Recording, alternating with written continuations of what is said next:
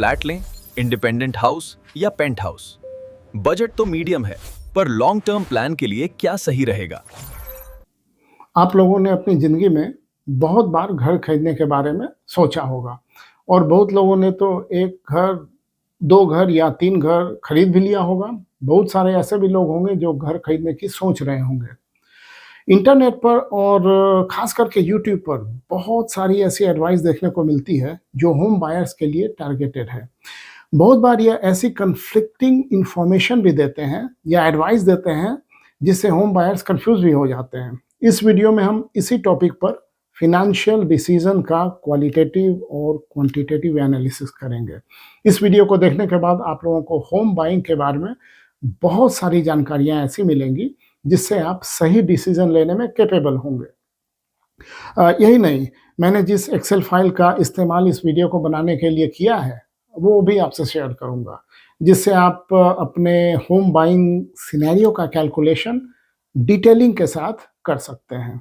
तो घर खरीदने के लिए 1-2 चीज़ ज़रूरी है, जैसे उन 2 चीज़ों को मैं कहता हूँ qualitative analysis and quantitative analysis. इस वीडियो में मेरा एम ये होगा कि आप लोगों को क्वालिटेटिव और क्वांटिटेटिव दोनों एनालिसिस के बारे में बताया जाए और साथ में एक टूल भी दिया जाए जिससे आप अपने स्पेसिफिक सिनेरियो का कैलकुलेशन कर सकें।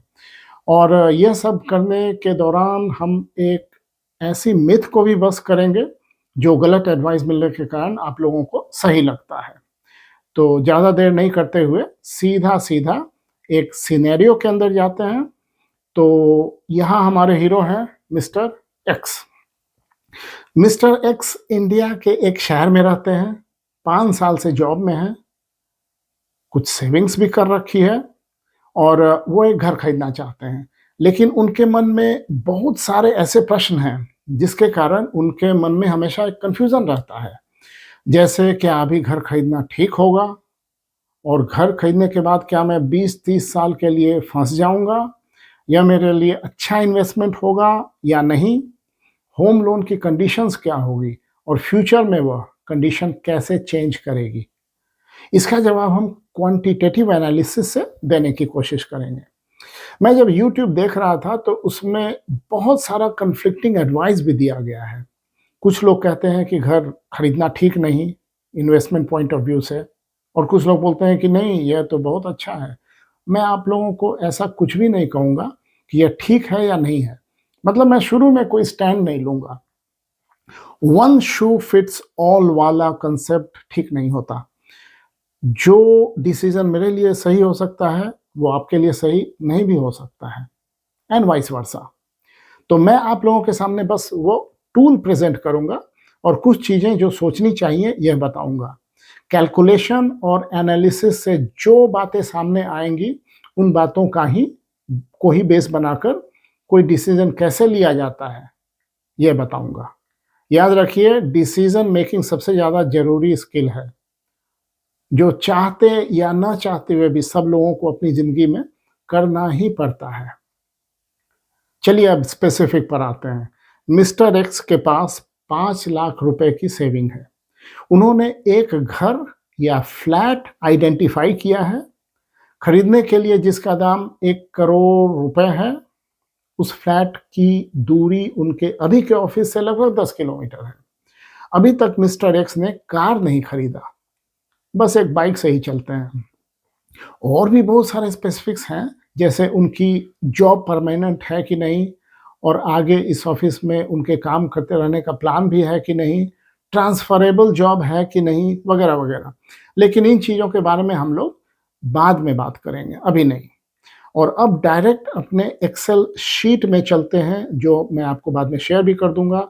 और आप इस चैनल पर सब्सक्राइब कीजिए और कमेंट कीजिए, और कमेंट में रिक्वेस्ट कीजिए इस एक्सेल फाइल के लिए।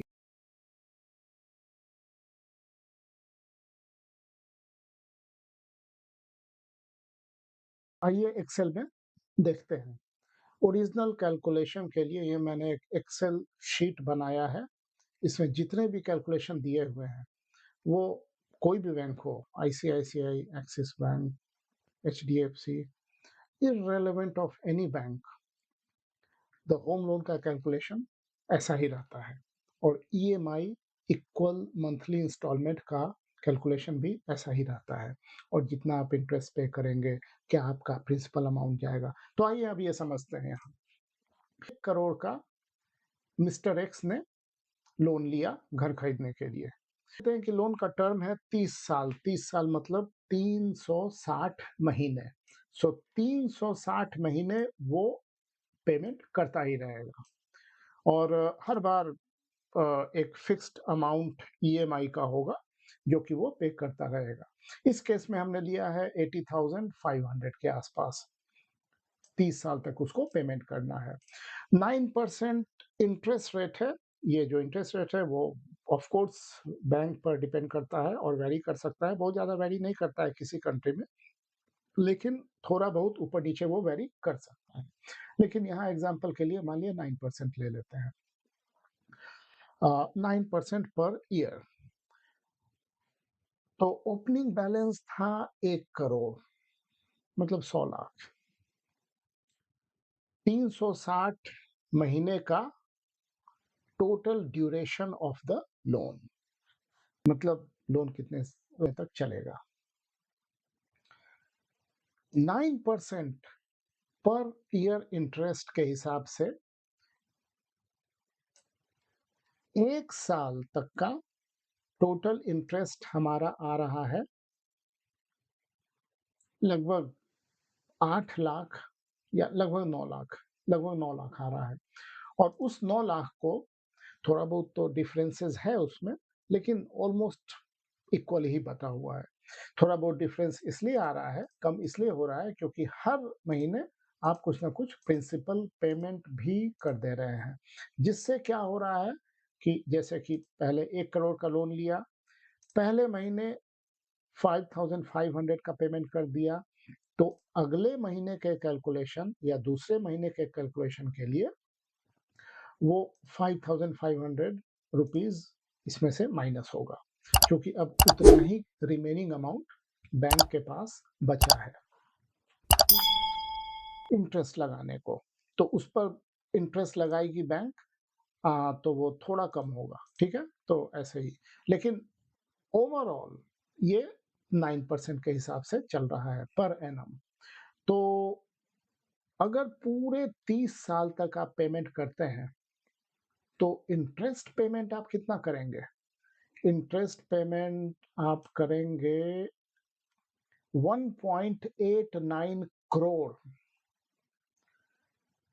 मतलब 1 करोड़ का लोन लिया और 30 साल तक अगर चलेगा without any extra payment, nothing, तो सिर्फ इंटरेस्ट आपको 2 करोड़ से थोड़ा कम लगेगा।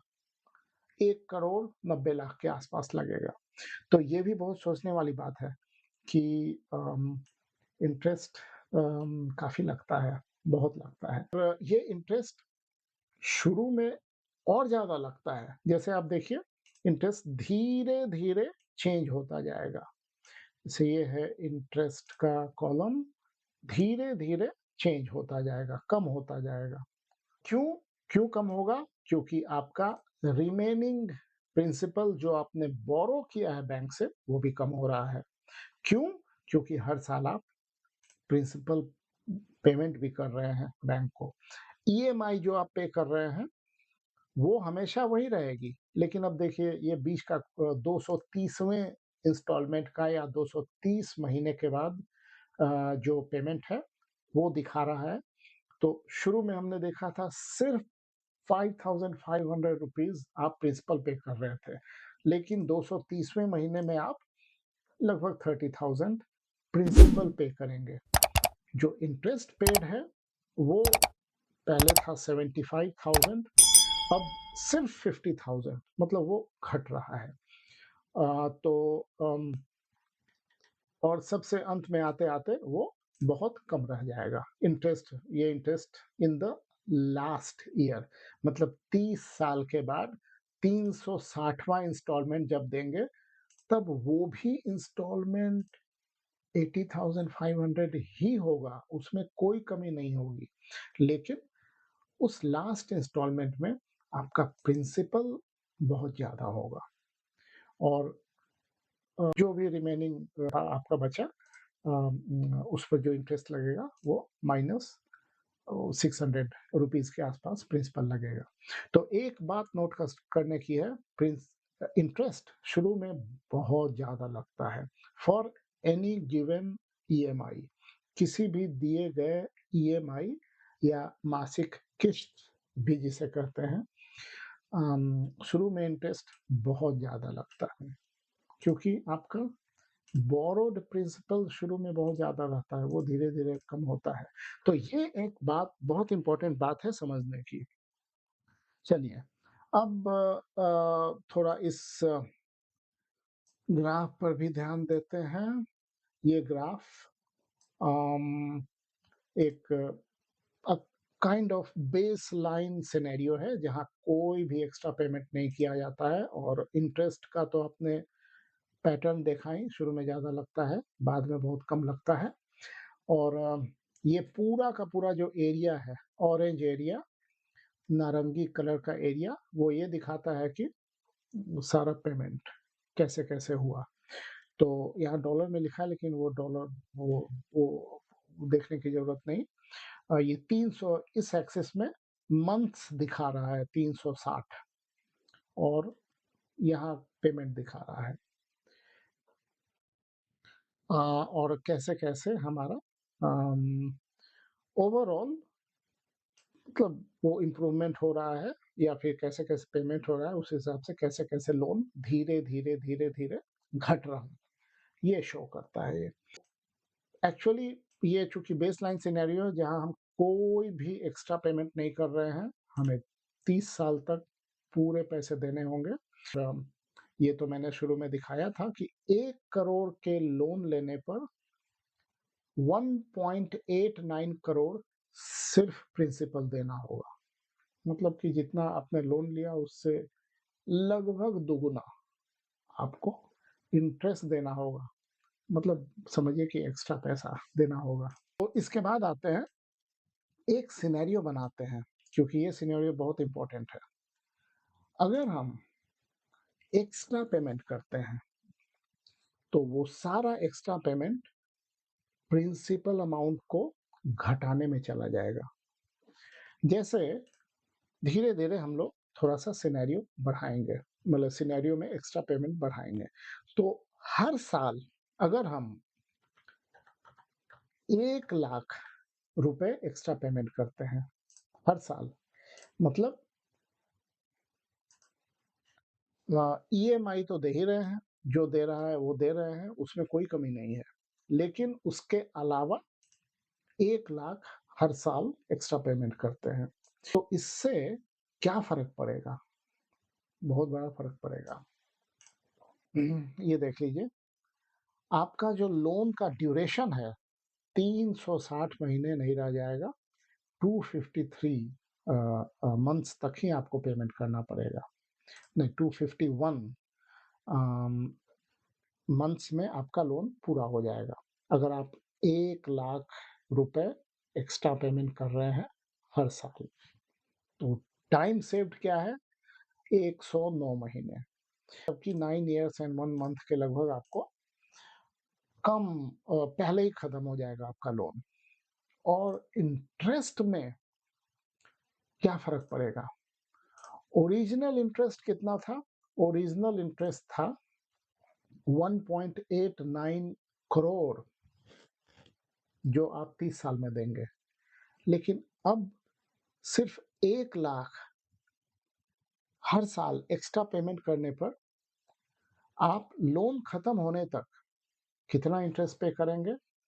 सिर्फ 1.23 करोड़। तो सेविंग क्या होगी? 66 lakh rupees saved in interest, 66 lakh.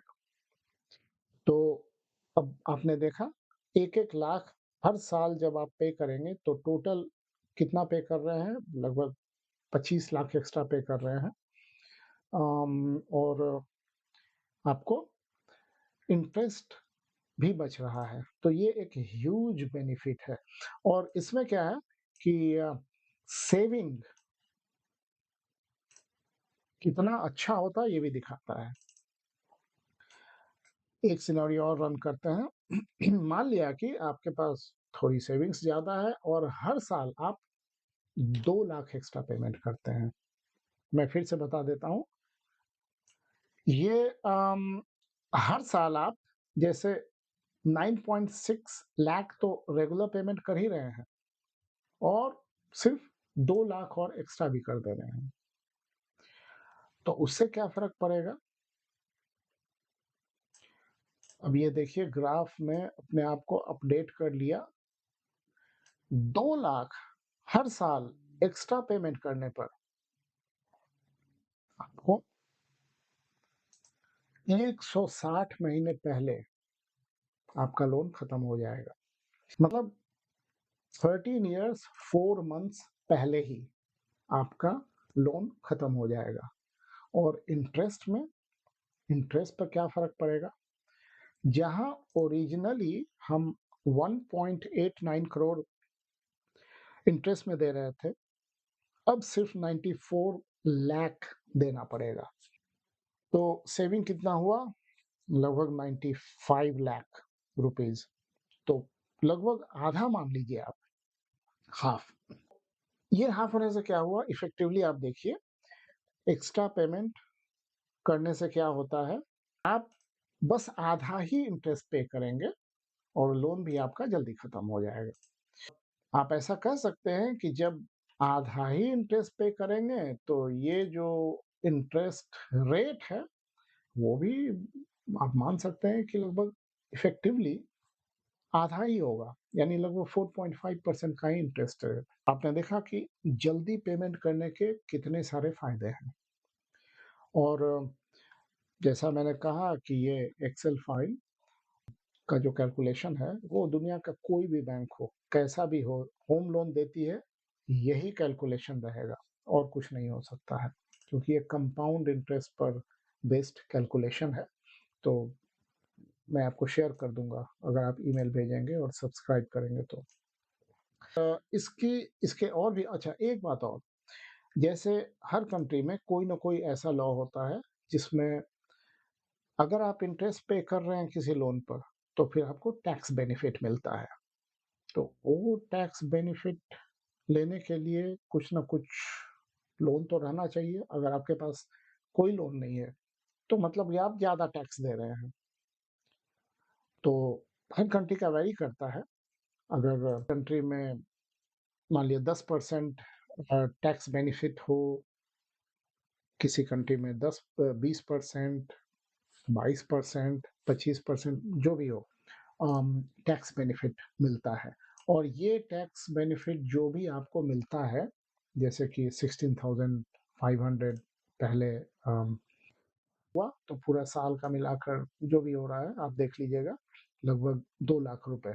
तो 2 लाख रुपए साल के समझिए कि आपके नेट इनकम में ऐड हो गया, मतलब आपका नेट इनकम बढ़ गया। ये भी एक इफेक्ट है।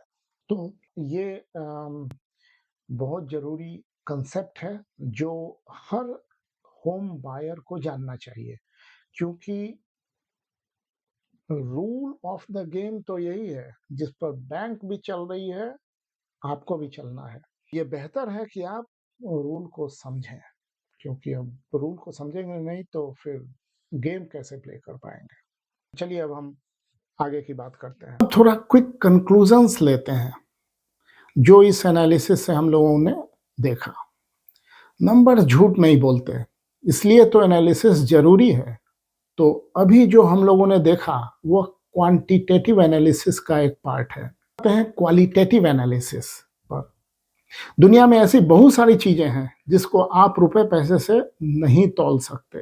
एक एग्जांपल होता है आपकी हॉबी। मैं जब आपसे पूछता हूं कि क्या आपकी कोई हॉबी है, तो हॉबी तो सबकी कुछ ना कुछ होती ही है और उस हॉबी में कुछ ना कुछ पैसा भी लगता ही होगा। आप अपनी उस हॉबी के लिए कितने पैसे खर्च कर सकते हैं? जैसे किसी को बहुत ज़्यादा घूमने-फिरने का शौक होता है, तो वो हमेशा आउट ऑफ द वे जाकर पैसे खर्च कर सकता है। जैसे किसी को विदेश घूमने जाना हो, यूरोप जाना हो, तो वहाँ जाने के लिए उसे भी जोड़ेगा। और जिसको घूमने के लिए कोई पॉइंट ही नज़र नहीं आता, तो जो जिसकी वो हॉबी नहीं है, उसको लगता है कि यह कैसा वेस्ट कर। यहाँ पर आप देख रहे हैं कि क्वालिटेटिव एनालिसिस में बहुत सारी चीज़ों को भी कंसिडर किया जाता है, जिसको आप रुपए पैसे से नहीं तौल सकते। हो सकता है कि जो घर खरीदना ठीक न मानता हो, वो जो घर खरीदने को पैसों की बर्बादी मानता हो, लेकिन गेमिंग कंसोल खरीदने में वो ज़्यादा नहीं सोचेगा, क्योंकि उसे गेम खेलने का शौक है। ब्लैक मार्केट में भी जाकर PS5 प्रोफेशनल वर्जन खरीदने में उसे कोई भी परेशानी नहीं होगी। तो मेरे कहने का मतलब ये है कि घर खरीदने के लिए भी आपका मोटिवेशन क्या है, आपकी ज़रूरत क्या है और आपका इमोशन कैसा जुड़ा है, इन सब चीज़ों का बहुत इम्पोर्टेंस है। लेकिन साथ में ये भी कहना चाहता हूँ कि सिर्फ एक फैक्टर का डोमिनेंस नहीं होना चाहिए। आपके इमोशन का डोमिनेंस नहीं होना चाहिए, आपके क्वांटिटेटिव एनालिसिस का भी डोमिनेंस नहीं होना चाहिए, क्वालिटेटिव का भी डोमिनेंस नहीं होना चाहिए। सब चीज़ों पर, सारे फैक्टर को वेट देना चाहिए और बाद में फिर एक कंक्लूजन पर पहुंचना चाहिए। तो कुछ चीज़ें पॉइंट वाइज देखते हैं। घर खरीदने के लिए बहुत सारे तर्क दिए जाते हैं, जैसे कि ये एसेट क्रिएशन करता है। जब आप किराया देते हैं तो वह पैसा वापस नहीं आता, लेकिन होम लोन की EMI आपके लिए एक प्रॉपर्टी बना रही होती है। समय के साथ घर की कीमत बढ़ने पर आपकी नेट वर्थ भी बढ़ती है, और साथ याद रखिए, नेट वर्थ बढ़ाने का रियल एस्टेट एक बहुत अच्छा मीडियम है। तो इसमें भी होम बाइंग एक इम्पॉर्टेंट रोल प्ले कर सकता है। दूसरा कारण है फोर्स्ड सेविंग, जबरन बचत जिसे कह सकते हैं। EMI इक्वल मंथली इंस्टॉलमेंट एक तरह की डिसिप्लिन्ड बचत है। जो लोग शेयर बाजार या म्यूचुअल फंड में निवेश करने में आलसी होते हैं, उनके लिए घर खरीदना पैसा जोड़ने का एक अच्छा तरीका है। और यह बात याद रखिएगा कि डिसिप्लिन बहुत ज़रूरी है फिनेंशियल सक्सेस के लिए।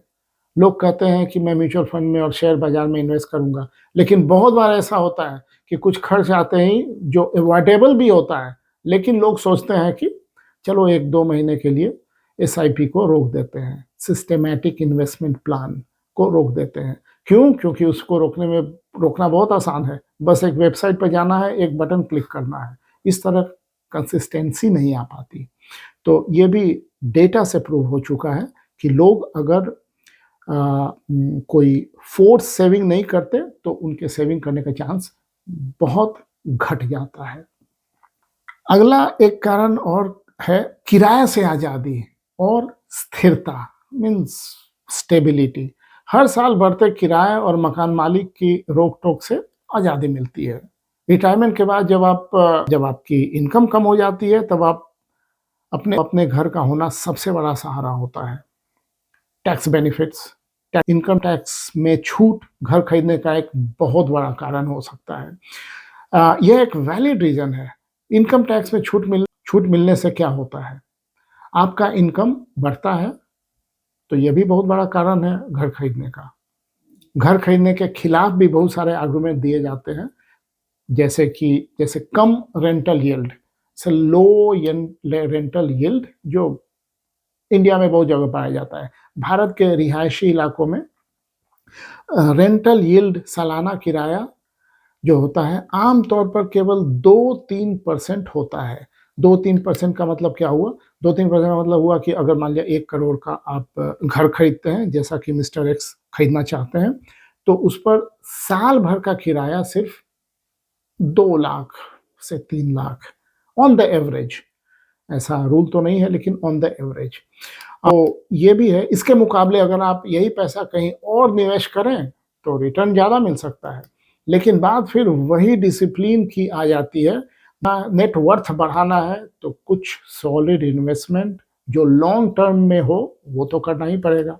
एक और घर खरीदने के खिलाफ आर्गुमेंट दिया जाता है लैक ऑफ लिक्विडिटी, मतलब जिसको ऐसे भी बोलते हैं तरलता में कमी, या फिर उसको जल्दी से भुनाया नहीं जा सकता।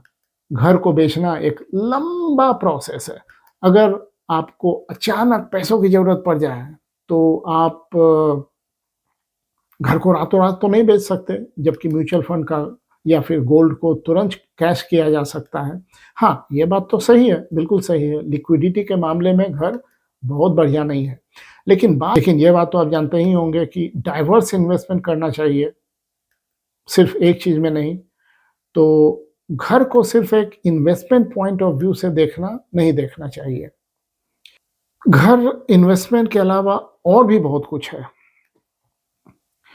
और फिर एक और आर्गुमेंट दिया जाता है, इंटरेस्ट का भारी बोझ, मतलब और 20 साल के होम लोन, 30 साल के होम लोन में आपका बैंक को घर की मूल कीमत से लगभग दोगुना पैसा इंटरेस्ट के रूप में चुका देते हैं।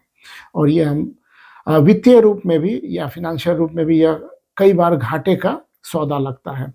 लेकिन इस पर हम लोगों ने देखा कि कैसे हम लोग इसका बर्डन कम कर सकते हैं, अपफ्रंट पेमेंट करके, एक्स्ट्रा पेमेंट करके। रख-रखाव और अन्य खर्चे। कहते हैं कि घर के ओनर होने के नाते आपको मेंटेनेंस और प्रॉपर्टी टैक्स का खर्चा खुद उठाना पड़ता है। जो किराए के घर में लैंड ओनर का होता है, हाँ, कुछ मेंटेनेंस कॉस्ट तो लगेगा, तो आपके कैलकुलेशन में यह भी एक फैक्टर होना चाहिए। जैसे पुराने घर में मेंटेनेंस कॉस्ट ज़्यादा लगता है और अगर घर नया है, तो ऑब्वियसली मेंटेनेंस कॉस्ट कम लगेगा। कितना लगता है, यह आप कैलकुलेट करके देख सकते हैं, लेकिन इस फैक्टर को भी अपने कैलकुलेशन में बिल्कुल जगह देनी चाहिए। तो फाइनली मैं यही कहूँगा कि खरीदना या नहीं खरीदना, इसका सीधा-साधा आंसर नहीं हो सकता। जिसे बोलते हैं वन शू फिट्स ऑल, इसमें लागू नहीं होता। तो हमारे हीरो मिस्टर एक्स अगर यंग हैं, और यंग तो वो हैं ही, सिर्फ 5 साल से वो जॉब कर रहे हैं और किसी एक शहर में एक स्टेबल जॉब में 5 से 10 साल भी रह रहे हैं, तो उनके लिए घर खरीदना एक बहुत बढ़िया इन्वेस्टमेंट है और उनके नेट वर्थ को भी बढ़ाने में वो काम आएगा। लेकिन अगर आप हमेशा शहर बदल रहे हैं जॉब के कारण, कहीं 1 साल, 6 महीने, तो उनके लिए घर खरीदना ठीक नहीं है। फिर वो किराए पर ही रहें तो बढ़िया है, लेकिन सिर्फ कुछ साल। एक बहुत ज़्यादा इम्पोर्टेंट फैक्टर इसमें यह भी है कि आपकी इनकम क्या है।